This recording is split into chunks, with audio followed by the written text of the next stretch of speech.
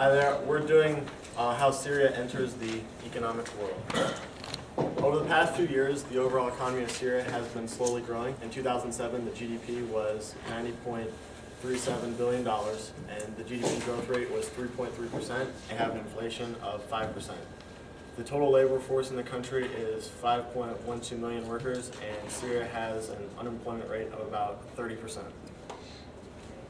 The government's goal is to create a 7% growth rate to tackle the country's poverty and unemployment levels. Syria needs $12 million in investments each year and needs to create 250,000 jobs to guarantee the 7% growth rate.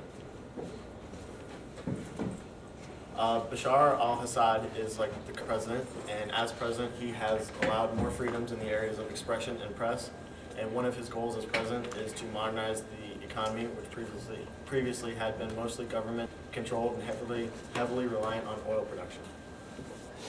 Okay, the United States currently has sanctions imposed on Syria, which were imposed by former President George W. Bush. The most comprehensive sanction was the Syria Accountability Act. This prohibits the export of most goods containing more than 10% of U.S. component parts that are going to Syria. The United States Patriot Act was also levied specifically against the commercial bank in 2006, and these were imposed due mainly because of Damascus' alleged support of terrorist groups, and also due to Syria's resistance to Israel because Israel and Syria are in a conflict over who gets to occupy Golan Heights. Syria is also suspected of being involved in the assassination of the Lebanon Prime Minister, and due to this, U.S. pulled their ambassador from Syria. With its recent move out of liberalization, Syria has been compared to countries like the Czech Republic, Poland, and Hungary.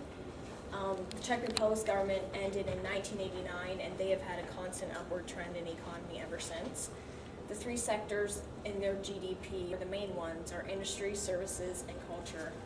But unlike Syria, the Czech government encourages privatization, and that